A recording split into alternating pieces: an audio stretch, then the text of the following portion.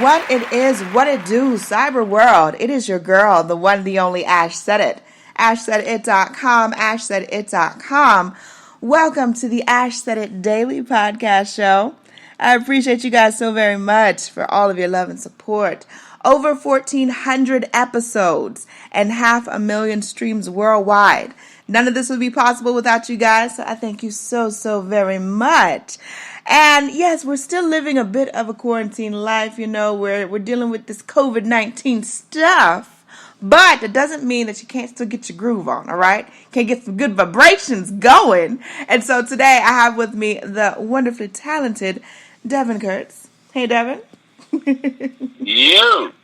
How you doing today? Life is good. Life is a little weird, but I mean, I'm good in general. How you doing? I'm cool. I'm cooling it. I'm chilling it. You know, we're making the best out of a crazy situation. Right. We are doing that. I mean, that's all we can do. Yes. What part of the country are you holding down right now? I'm in Los Angeles. I'm close to downtown LA, but from Long Beach. Oh wow! So you got some beautiful weather out there. Okay, I see you. You know, getting some waves and stuff. It's hot right now. I'm not complaining because we also were inside, so weather makes no difference at the moment. But it got like to 109 yesterday. Yikes! And see, I was just out there. The apocalypse continues. It's crazy. It's crazy. All right, Devin. So we're talking all about you, your love for music, you as a recording artist, as a songwriter.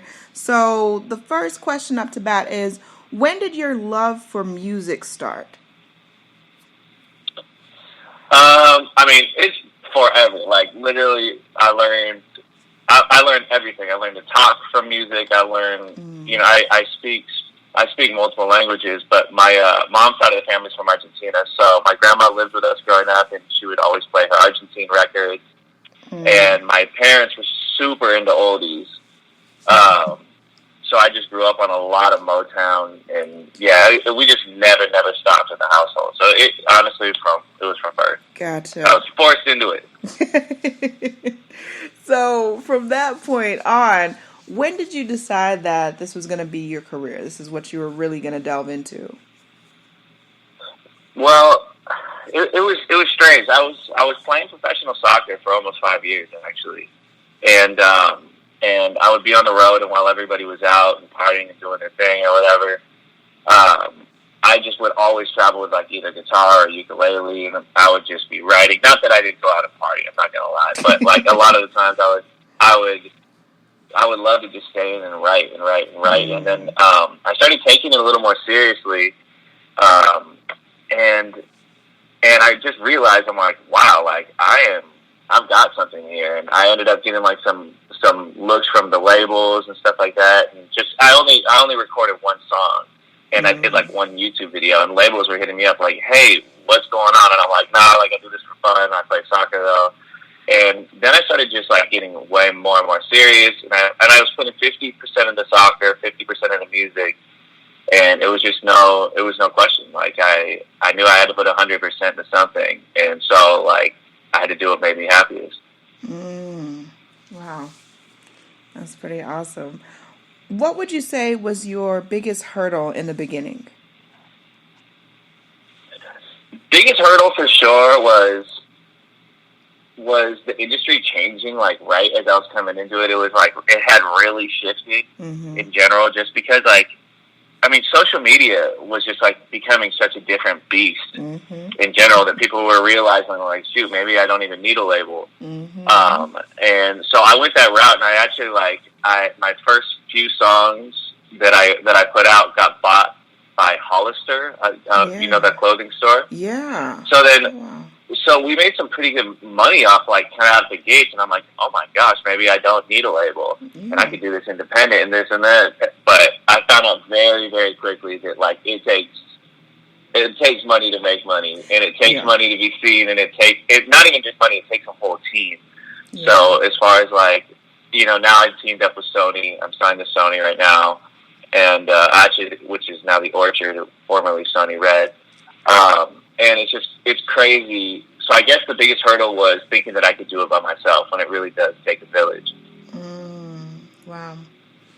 So I've spoken with just tons of different artists, different genres, just different places in their career and their life, and I always ask this question: what is your songwriting process? Because everybody's got something different. Like, some people are like, hey, I've got my iPad, I'm in a corner somewhere, and I'm just spitting stuff, I'm just putting stuff out. What is your songwriting process? I can genuinely say that it varies quite a bit, but it all starts out on a voice note on my iPhone. Always. Everybody in my head where I think of something, and if it's like catchy or I like the concept, or if I hear a melody in my head or something, then I'm like, hold up, am I stealing this from somebody? Because this is dope. And then I'll put the voice note down, and I'm like, no, this is mine, and then move on from there. So it doesn't always start off with a melody. Sometimes I'll hear a track that somebody sends me, and I'm like, wow, okay, I know exactly what I want on this.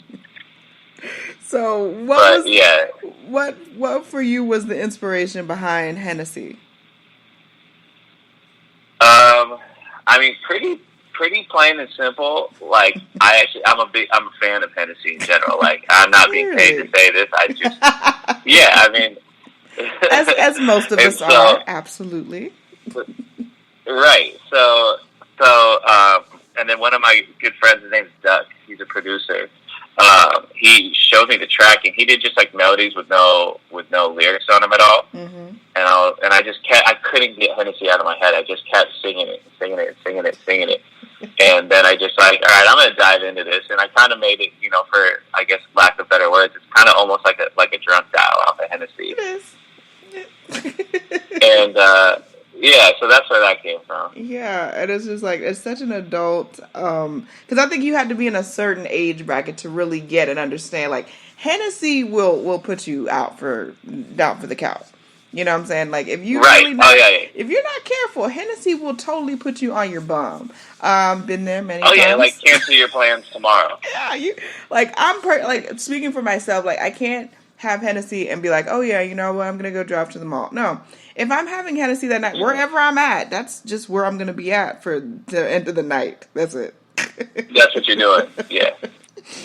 Wow, that's just it. The collaboration with Quincy, how did that come about? I've known Quincy for like a long time, actually. I met him at like a Dash radio party in LA. Mm-hmm. And full transparency, I didn't know who he was. Like, I didn't know that he was Abby Shore and Diddy's son, and I was just kind of like, people were coming up to him, like, as we were just chatting. You know when you meet somebody and you're like, oh, you're my people. Like you just get it out. You're like, okay. Vibe. I'm like, you're cool. And so we're like hanging out. We're just like literally just like diving in, talking about music, talking about everything. And people like keep coming up to him and like won't leave him alone. I'm like, what is happening? I'm like who am I talking to? And then he posted a video at Coachella with my song Move, and it was like him and like Amber Rose or something like that. Oh, wow. And people were hitting me up like, yo, is this your song? Like, what's going on? And I'm like, oh yeah, it's my homie Quincy.